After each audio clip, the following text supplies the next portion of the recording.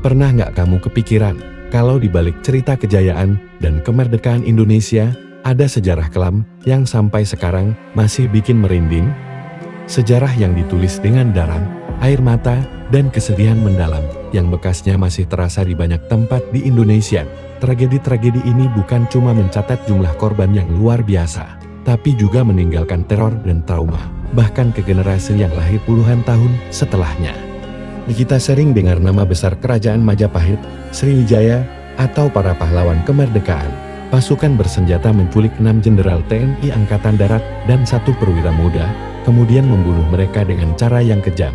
Jenazah para jenderal itu lalu dibuang di sebuah sumur tua di kawasan Lubang Buaya, yang sekarang dijadikan monumen peringatan.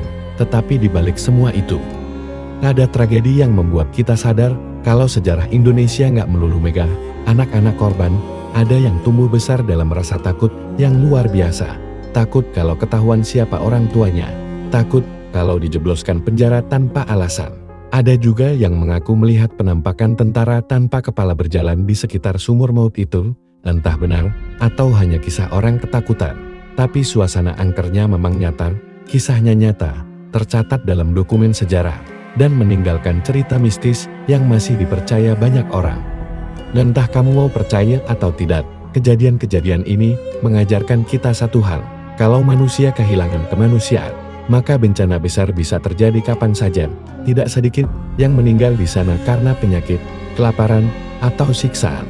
Cerita tentang Pulau Buru menjadi salah satu babak paling gelap di sejarah hak asasi manusia Indonesia. Tetapi tidak sedikit juga yang percaya, malam-malam tertentu terdengar suara rintihan dari arah kuburan, atau sosok bayangan berjalan di bawah pohon besar tempat eksekusi dilakukan. Ribuan massa menyerbu toko, membakar gedung, dan menjarah di Jakarta serta beberapa kota lain. Trauma penduduk Rawagede diwariskan turun-temurun menjadi cerita kelam di balik perjuangan kemerdekaan Indonesia. Banyak perempuan diperkosa secara brutal, toko mereka dijarah habis-habisan. Rumah mereka dibakar, lebih dari 1.000 orang tewas. Sebagian besar terjebak di gedung, terbakar dan tidak sempat diselamatkan. Bayangkan, dalam semalam, sebuah tuduhan bisa membuat orang dihakimi tanpa pengadilan. Hanya karena berbeda pandangan politik, orang-orang di kampung disuruh berbaris di lapangan. Lalu dieksekusi di depan keluarga mereka sendiri, kalau dianggap membangkang.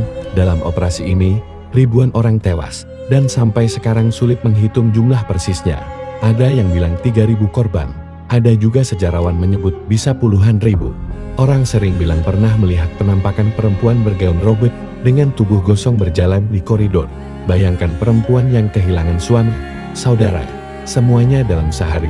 Bekas tanah eksekusi Westerlin masih dianggap angker sampai sekarang. Banyak orang yang datang berziarah merasa ada hawa berat, seolah jiwa-jiwa yang belum tenang masih berkeliaran. Tepatnya pembantaian Mandor tahun 1944. Jepang menuduh ada pemberontakan, lalu menangkap ribuan tokoh adat, guru, ulama, bangsawan, dan rakyat biasa. Lalu mengeksekusi mereka tanpa pengadilan. Pelajaran bahwa kebencian dan kekuasaan tanpa kontrol bisa berubah jadi bencana luar biasa. Penduduk sering mendengar suara langkah baris berbaris, padahal tidak ada siapapun di malam hari. Masih banyak tragedi lain di berbagai daerah Indonesia yang belum sempat terangkat.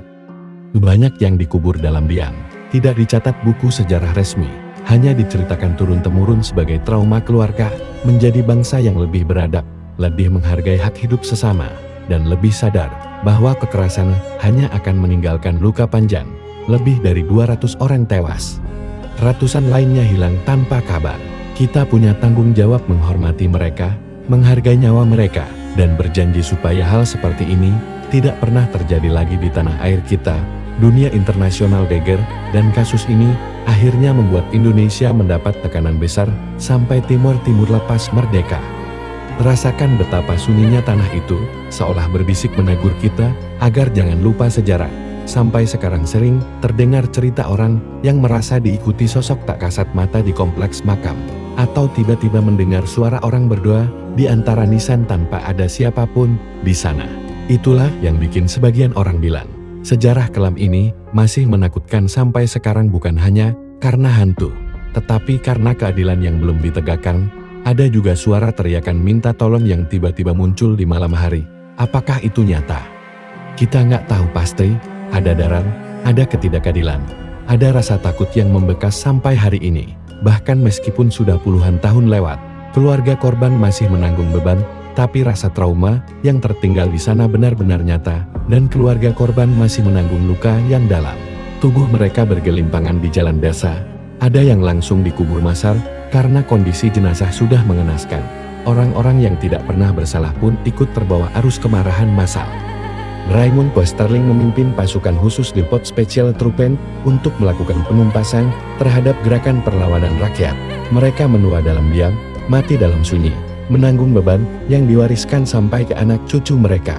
Kalau kita datang ke desa-desa bekas basis PKI, kamu bakal dengar cerita keluarga yang masih tidak berani bersuara, takut dicap berbahaya. Meskipun sudah puluhan tahun berlalu, orang-orang yang dianggap terlibat atau hanya dicurigai sebagai simpatisan TKI ditangkap, diinterogasi, dipukuli, bahkan dibunuh di pinggir sungai, sawah, atau tanah lapang. Pasukan Belanda datang ke desa Rawagede di Karawang, Jawa Barat, untuk mencari pejuang Republik. Ketika warga menolak memberitahu keberadaan pejuang, tentara Belanda menembaki warga sipil tanpa ampun. Dalam hitungan minggu, pembantaian meluas dari Jawa, Bali, sampai Sumatera. Ada saat-saat di mana manusia berubah jadi buas, saling bunuh, dan menebar rasa takut yang gak pernah benar-benar hilang sampai sekarang di video ini. Kita akan menelusuri beberapa tragedi paling berdarah dalam sejarah Indonesia. Kita mulai dari salah satu tragedi terbesar yang selalu menimbulkan kontroversi, bahkan sampai sekarang. Peristiwa J30S tahun 1965, malam 30 September itu, Jakarta dalam keadaan tegang. Peristiwa ini memicu rentetan pembunuhan massal di seluruh Indonesia. Angka korban masih menjadi perdebatan sampai hari ini.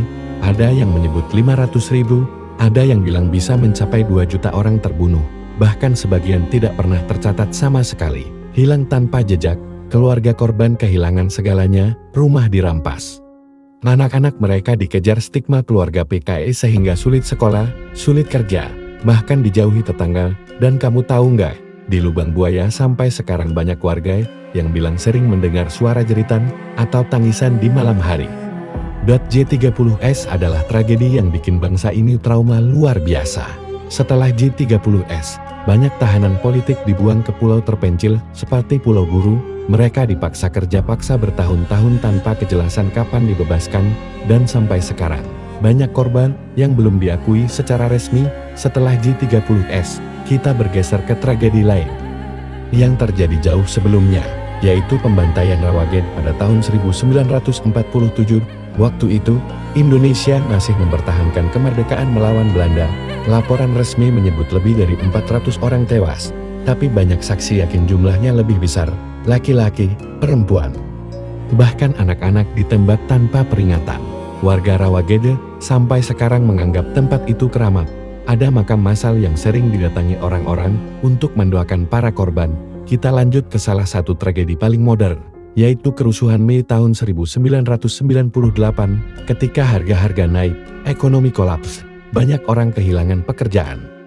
Rasa marah dan frustasi meledak. Yang paling menyedihkan adalah penyerangan kepada kelompok etnis Tionghoa. Sampai hari ini, banyak gedung tua di kawasan Glodok atau Jakarta Barat yang dianggap angker karena menjadi lokasi kebakaran besar waktu itu. Tragedi Mei 98 juga menyisakan pertanyaan besar, kenapa begitu banyak pelaku lolos dari hukuman? Kenapa korban tidak pernah mendapat keadilan penuh? Kita mundur sedikit ke era pasca kemerdekaan, ke tragedi Westerling di Sulawesi Selatan tahun 1946 tahun 1947. Saat itu, Belanda masih berusaha merebut kembali wilayah Indonesia. Metodenya sangat kejam. Bayangkan trauma anak-anak yang menyaksikan ayahnya ditembak di depan mata. Sejarah terus bergulir. Dan di masa pendudukan Jepang, muncul tragedi lain di Kalimantan Barat. Makhluk-makhluk tak bersalah itu dikubur di lubang massal. Kompleks makam Juang Mandor menjadi saksi bisu tragedi itu. Tak ketinggalan, tragedi Santa Cruz di Timur-Timur tahun 1991. Ribuan warga berkumpul untuk aksi damai. Lalu tentara mengembaki mereka tanpa belas kasihan. Pemakaman Santa Cruz sampai sekarang dikenal sebagai tempat yang dingin dan menakutkan. Tragedi-tragedi ini adalah bukti betapa mengerikannya sejarah kita kalau dilihat tanpa filter. Itulah mengapa penting untuk terus mengingat, karena kalau kita lupa, kita rentan mengulang sejarah berdarah bukan cuma kisah seram, tapi juga pelajaran, dan kisah ini mungkin belum semua. Hari ini, kita bisa berdiri bebas, bisa berpendapat, bisa sekolah, dan bisa bermimpi. Karena ada orang-orang yang dulu jadi korban dari sejarah kelam itu. Kalau suatu hari kamu berkunjung ke Lubang Buaya, ke Rawagedo, ke Mandor, atau ke Santa Cruz, coba resapi suasananya. Mereka yang sudah tiada memang tidak bisa berbicara lagi, tetapi kisahnya tetap harus kita ceritakan. Karena dari cerita itulah, kita belajar menjadi manusia. Inilah sejarah kelam Indonesia, tragedi berdarah yang masih menyisakan teror, dan di balik teror itu, ada pesan agar kita tidak jatuh ke lubang yang sama.